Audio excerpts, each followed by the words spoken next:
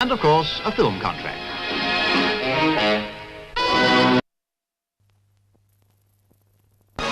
Punctually to the minute, the Comet arrived at London Airport, having flown from a sunny Moscow to a rainy Britain.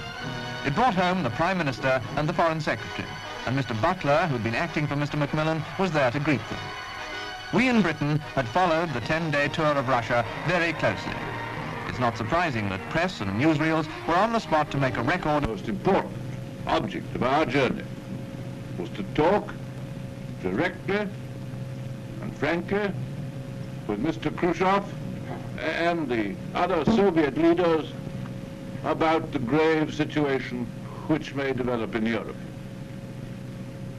And the talks, in my opinion at any rate, were all the better for being frank. They were frank, and all the better for it. Both sides should have an understanding. I hope a better understanding of the other side's point of view. We didn't agree about many important issues, but I think we did agree about this, which to me is the supreme issue of all, that these grave problems of the future of Central Europe ought to be settled by negotiation and not by force. And that really is the point. Thank you. Good evening. When the Foreign Secretary and I left London 10 days ago, I spoke of our trip as a voyage of discovery. And like any such voyage,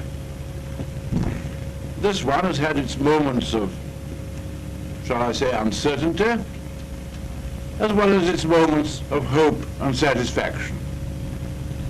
But I'm sure that it was a voyage that had to be undertaken, and that it was worth making.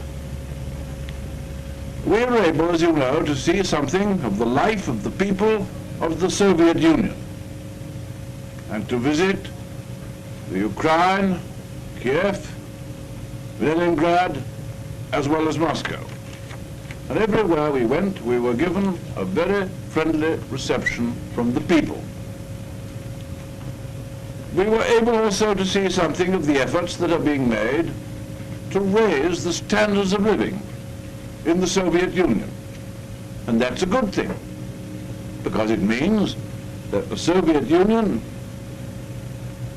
must have, as we have, a strong vested interest in peace.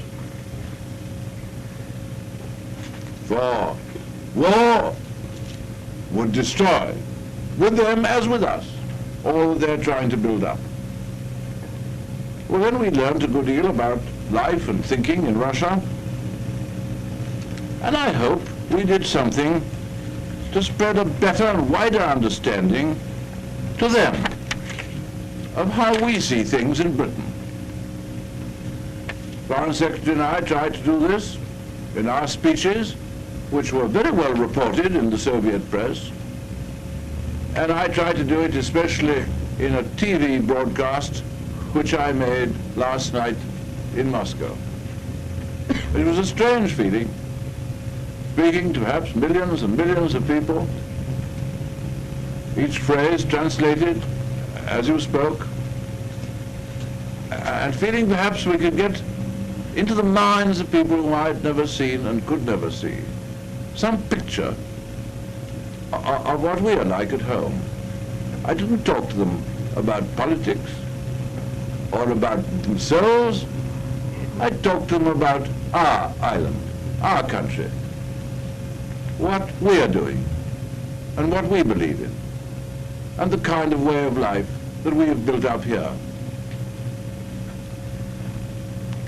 As regards the agreements made of a direct Anglo Soviet kind, we have agreed that a British trade mission led by a minister shall visit Moscow shortly, and I hope that good results will flow from that.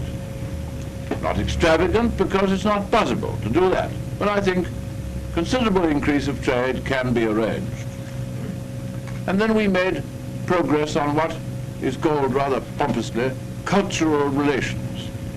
Well, that really means buying each other's books, newspapers, films, and all the rest of the way in which people get to know each other. But of course, apart from that, now, Foreign Secretary and I must go off again next week to have talks with our friends and allies in Paris, in Bonn, and after that, I hope, in Washington. So we must concert together our policies for the wider negotiations which must take place in the near future over these great issues. There are lots of difficulties ahead.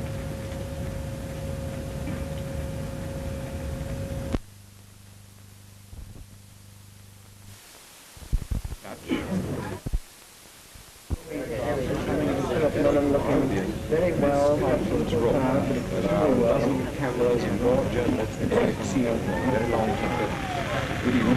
Good evening, the Prime Minister, just arriving ourselves. But I hope you think it right. At any rate, I think it right. If I may be egotistical about it, I hope you too will think it right, is that we in Britain should try to give a lead to find the way through. Good night.